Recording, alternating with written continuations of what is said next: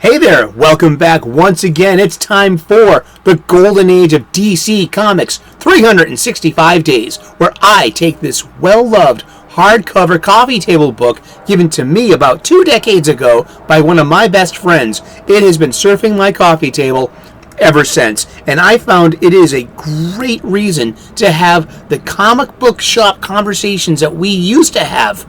And right here, right now, with you and me and all of us together. This is an Abrhams 2004 publication. You can find the link to the Amazon page in the description, and you can get your own copy for a reasonable price. This was written and curated by Les Daniels, Chip Kidd, and Geoff Spear, and it makes a wonderful gift. I know. I use this book for its intended purpose. We crack the book open to today's date. We look at some comic book art. We read the blurb, and then we talk about comic books. And we're going to talk about comic books every day for the rest of the year. So thank you so much for tuning in. I am truly blessed and grateful that you're here with us right now. I always take this moment in the show to do what I refer to as the escapism caveat. You know, activism is needed in this world. Activism has its space and its place. But activism and activists be quite pushy sometimes and quite honestly bullyish. They've invaded our fandoms. And they get really judgmental, and they will label you with hostility if you don't agree with them and the changes that they're making to our comic books, our movies, our fandoms, and sports, and it's quite tiresome. I mean, activism's important, but escapism is quite needed. We need to forget the world's worries for a few minutes, or we'll go crazy, and then we'll be uptight, like an activist, always preaching and always screeching. And who the hell wants to be lectured all the time?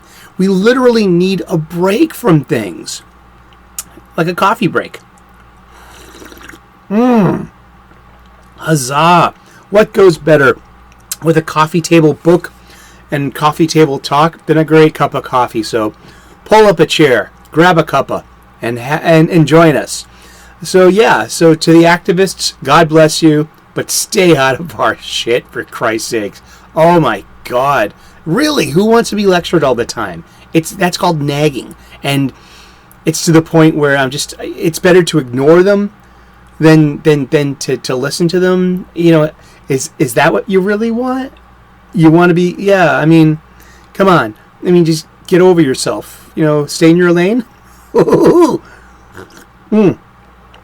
that's Tanzanian peaberry. It's a great coffee. We're going to crack the book open to today's date. It's July the 2nd. And let's see who we have in store today. Oh, yes! One of my old friends. It is story by Jerry Siegel, art by Joe Shuster for More Fun Comics, number 104 from July-August of 1945. It is Superboy. Like a pioneer of old, Johnny Meadows sets out to wrest a fortune for his mother and himself out of the wilderness when adversity visits his home. And here comes Superboy, coming in to save the day. Let's read the blurb, and then we'll talk some comic books and some Superboy. We are so accustomed today to seeing Superboy portrayed as a teenager, or even portrayed by an adult pretending to be a teenager, that it's easy to forget that he was initially depicted as a small boy. So here he is in his 4th appearance, flying through the pastoral atmosphere of Smallville, rather than the concrete canyons of Metropolis. The plot of this story is also a throwback to a bygone age. A grasping landlord is about to foreclose on a poor widow's mortgage, and her young son sets out to save the day. Of course, it helps to have Superboy watching over you. Once again, let's take a look at this great art. I love the super font, that 3D shadowing effect. That's iconic of the character and iconic of the whole super prefix, just the spit curl, the S on his chest, the red trunks. I mean, this is, and being a kid, looking at another superhero kid, that's a vehicle for escapism and for imagination, isn't it? But Superboy has a kind of a storied publication history. In 1938, Jerry Siegel proposed to Detective Comics that he do stories of Superman's childhood adventures, with the character calling himself Superboy. Detective Comics rejected Siegel's pitch. In 1940, Siegel pitched the idea again with a complete script for the first story, but DC did not respond within the contractual 6 weeks. An Ashcan comic was produced in 1942 to secure the Superboy trademark. An Ashcan comic, if you tune into crowdfundings, I've heard what an Ashcan comic is. I've never really seen one, and to be honest, this is part of why I love doing this show, learning more about the history of this publication and medium of comic books itself. What is an Ashcan comic? Have you heard the term before? Have you been on a live stream if someone's pushing their Indiegogo or their Kickstarter and saying it's going to come with an Ashcan comic? An Ashcan is a form of a comic book, of the American comic book, originally created solely to establish trademarks on potential titles and not intended for sale. The practice was common in the 1930s and 1940s, in the Golden Age, when the comic book industry was in its infancy, but it was phased out after updates to U.S. trademarks. So an Ashcan comic was produced in 1942 to secure the Superboy trademark. And we're going to talk about the Superboy trademark in just a second. In 1944, while Siegel was serving in the U.S. Army in Hawaii, DC published a Superboy story in More Fun Comics number 101 in an effort to expand the Superman franchise by presenting a version of the character to whom younger readers could easily relate. The story was partially based on the script Siegel had submitted in 1940 and was illustrated by Superman co-creator Joe Shuster. DC had done this without informing Siegel. He learned about it in a letter from Shuster. So anyone ghostwriting Superman or Superboy would have to credit Jerry Siegel as the writer. And so and Siegel would get paid for it. So Siegel was literally in the Army during World War II and still getting writing credits for Superman, and someone else was ghostwriting it. But there's been some copyright bandying about over the past, say, 20 years or more. DC Comics, I'm reading this from the wiki. Yeah, I mean, you can trust a wiki on its face value sometimes when you're talking about not so deep subjects. DC Comics argued that Superboy was a work made for hire, and thus DC owned the character from the conception. That Superboy was a derivative work of Superman, and thus Siegel had no right to it because DC owned Superman.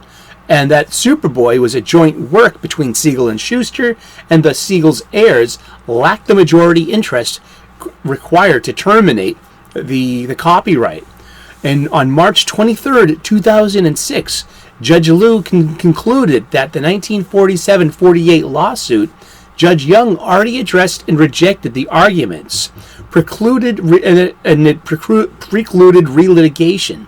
Liu ruled that the Siegel heirs had effectively terminated Siegel's grant of the rights to Superboy. He also ruled that the protagonist of the TV show Smallville was Superboy.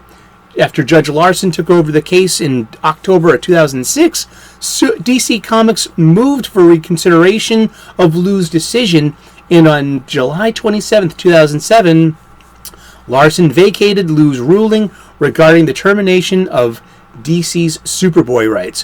What does this mean? Well, it means that in the early 2000s, when I was in my peak of my adult buying, that Superboy got dropped as using the word Superboy, the name Superboy, because of all the legal mumbo jumbo going on over with the legal stuff. I was one of my favorite titles at the time was something called The Green Lantern Sinestro Corps War, and it was written by Geoff Johns and a lot of different artists, but one of the main villains was a Superman alternate named Superboy Prime, who was one of the main villains of the 2005 Infinite Crisis, which was this huge crossover event. It was a good-natured kid who turned evil because things didn't go his way, and he was a Superboy, and he was from Earth Prime, therefore Superboy Prime. So during that publication stretch, he was then referred to as Superman Prime because there was the whole legal back and forth. Now it's been resolved that Superboy is DC's. There's no more legal mumbo jumbo, and there is a couple of Superboys currently in DC. But also know this, that Superman itself, the original form of Superman that was published in 1938, the beginning of the Golden Age, and 2033, just 11 years from today's publication, from today, that Superman goes into the public domain. So that means I can write a Superman story and publish it without getting sued by DC, but I can't use certain aspects that get developed over time, like such as heat vision or things. And if I kept to the original version of Superman, I can make my own Superman funny book, and try to make money off it. Isn't that cool? But yeah, so we've been talking about the golden age of DC Comics, and we're going to talk about comic books every day for the rest of the year. So tune in tomorrow, 3 p.m. Eastern, U.S., and we'll find out who we're talking about when we turn the page tomorrow.